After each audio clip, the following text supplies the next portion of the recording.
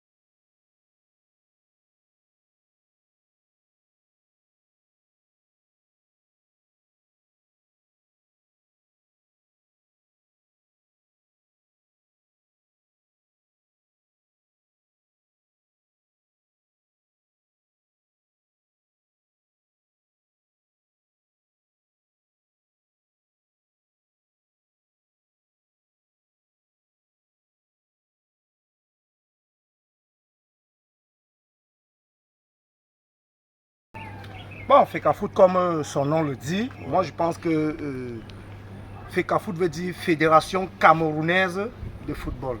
Donc ça veut dire la fédération appartient au ministère camerounais. Donc la Fédération camerounaise de football dépend du ministère sous la des Sports. tutelle du ministère des Sports. Oui. A dit, selon vous, la FIFA n'a pas son mot à dire là-dessus. La FIFA ne pourra demander des comptes qu'au ministère des Sports, selon moi, parce que mon avis m'appartient et peut être banalisé. Donc je pense que la Fédération camerounaise de football donne son rapport au ministère et que le ministère trouvera par quel moyen transmettre ce rapport sportif à la FIFA. Ok. À sous-entendre que Samuel Eto'o-Fils, président de la FECAFOOT, signe ce contrat. Penses-tu que MapRice soit à la hauteur de cette équipe nationale? Nous ne pourrons faire confiance qu'à ce qu'ils ont choisi. Ce sont des experts dans la matière. Puisqu'ils sont experts et advienne que pourra, nous n'avons que faire confiance à leur choix. Je vous remercie, monsieur. Merci. Bonsoir, monsieur. Bonsoir. Dites-moi, que pensez-vous du conflit qui oppose aujourd'hui la Fédération camerounaise de football, à dire FECAFOOT, je sais, et le ministère des Sports? Bien, merci monsieur pour cette question qui me permet de m'exprimer sur des sujets d'actualité dans notre pays. Alors, je pense que la FECAFOOT est une organisation, est une institution. Et le ministère des Sports, c'est l'État. Je pense que dans tout pays, on ne saurait faire sans l'État. Alors, le conflit qui existe aujourd'hui entre la fédération et le ministère des Sports, c'est un conflit lié au texte. Ces deux institutions doivent écrire des textes et voir ce qui n'a pas marché chez l'un ou chez l'autre. Mais aussi les Camerounais sont on a besoin que ces deux institutions se mettent ensemble pour donner au football camerounais une image. Du moins, on a connu des belles époques, des belles périodes, des longs instants. On aurait souhaité que cette institution se mette sur pied pour trouver un entraîneur qui ira dans. J'avais dit, l'objectif sera au-delà de ce type D'être à la hauteur. D'être à la hauteur. Quand on ne nous apporte pas les entraîneurs, on dira que notre objectif c'est de qualifier le Cameroun pour la CAN. Votre objectif c'est de qualifier le Cameroun pour la Coupe du Monde. il faut aller au-delà de la qualification. On a besoin qu'il nous apporte un entraîneur où on dira votre objectif c'est de nous ramener le trophée. C'est ce que je peux dire concernant ces sujets. D'accord. Pensez-vous que Eto'o Fils, aujourd'hui président de la Fédération camerounaise de football, devrait signer ce contrat pour l'embauche de cet entraîneur belge? Bien. Savoir si Eto'o Fils devrait signer ce contrat, je crois qu'il faut utiliser une diplomatie. Alors, un contrat n'arrangerait jamais les deux parties, mais à un moment donné, pour le bien-être des populations, pour avoir une image de notre football, pour donner une image supérieure à ce qu'on connaît déjà, il devrait s'y mettre. Il devrait s'y mettre. Du moins, il y a un dicton qui dit on ne fait pas la défense de l'État. Si réellement la décision du ministère est la décision de l'État. D'après vous, pensez-vous que Marc Bryce, le nouveau sélectionneur du ministère des Sports, comme on le dit, soit à la hauteur de tenir cette équipe camerounaise de football? À ma connaissance, tous les entraîneurs qui sont passés à la tête de l'équipe nationale n'ont jamais eu un CV adéquat. J'ai envie de dire, c'est le Cameroun qui a souvent façonné certains entraîneurs. C'est le Cameroun qui a souvent façonné certains entraîneurs. On a connu des entraîneurs qui n'ont rien eu dans leur passé, mais ils sont arrivés à la tête de la sélection. Ils ont eu la CAN, ils ont qualifié le Cameroun pour la Coupe du Monde. Or, en venant là-bas, c'était des non-name. Exemple du GoPros. Voilà. Voilà. On peut citer Hugo Bros. On peut citer encore, il y a un entraîneur qui nous a tenu dans les années 98, 2000, 2002. Je ne sais pas si avant d'arriver ici, il avait Hugo Bros. Dites-moi, votre avis personnel, devrait-on prendre un fils du pays comme entraîneur? Je peux citer Patrick Mboma, je vais citer Achille Webo, qui ont des diplômes fiables, ou alors Omambi même qui est dans l'équipe du nouvel sélectionneur. Je vous remercie pour cette question, monsieur le journaliste. Or, jusqu'ici, moi je milite toujours qu'on donne l'équipe nationale à un local. Qu'on confie cette équipe nationale à nos frères, à nos anciens footballeurs qui ont eu des mêmes diplômes, des mêmes formations que ces occidentaux qu'on nous amène là. Donc, il est temps, Rigobert a fait son temps.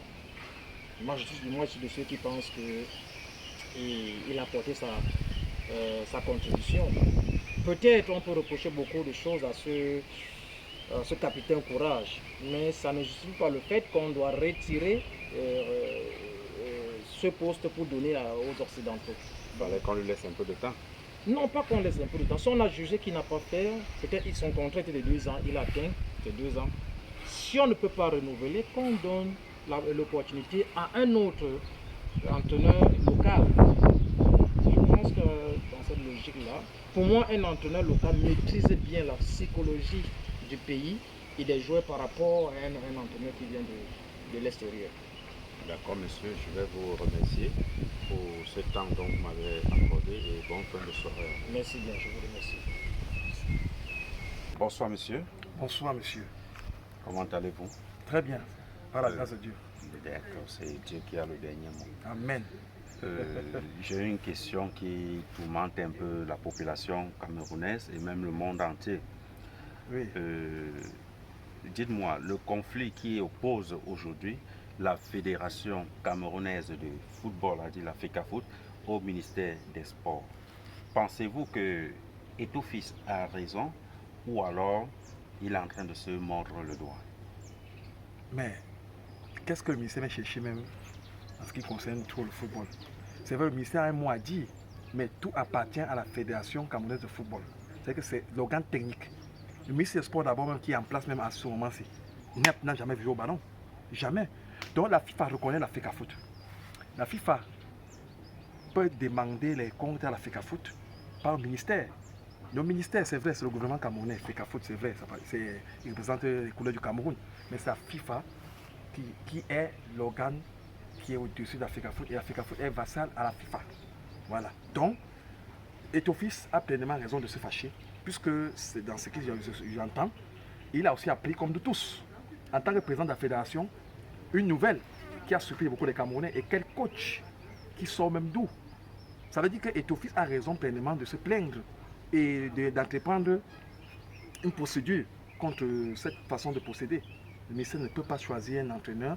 Oui, Eto'o-Fils peut choisir, peut sortir une liste et proposer.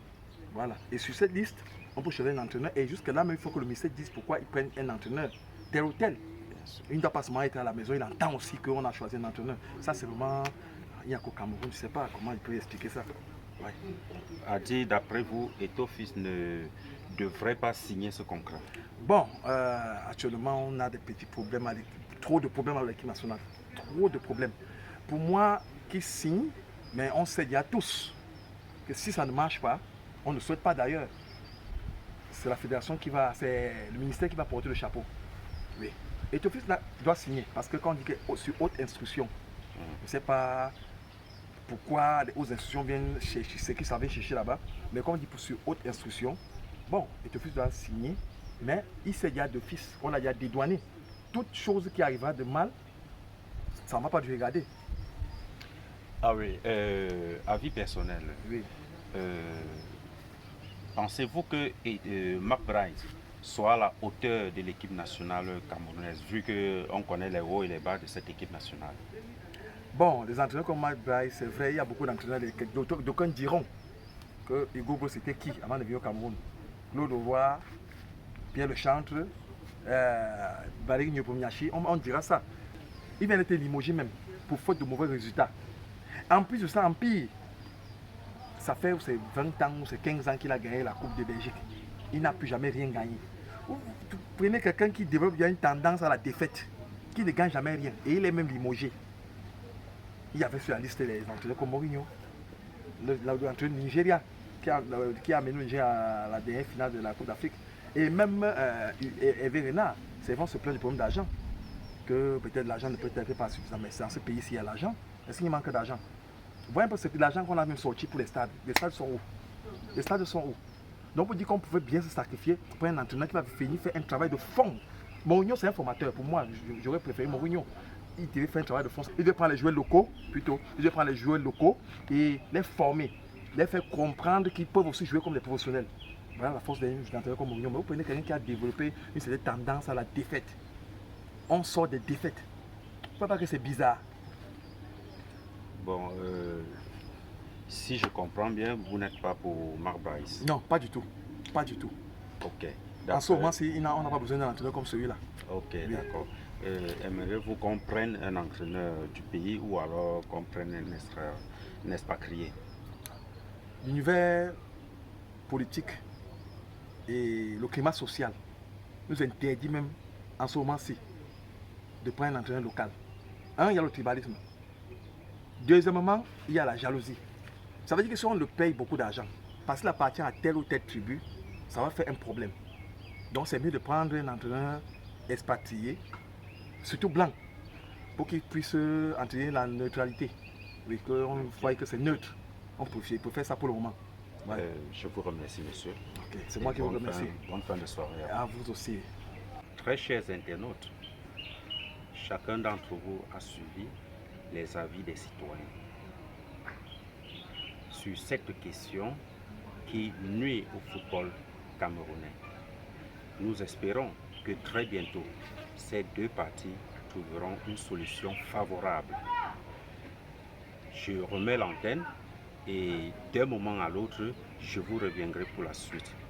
Merci. Toi qui viens de regarder cette vidéo, ne passe pas sans toutefois cliquer sur abonner. Abonnez-vous massivement car du lourd arrive. Blaise officiel, Facebook et YouTube. Et ne ratez aucune vidéo. Alors cliquez sur la cloche de notification. Blaise officiel, ça arrive. Chut!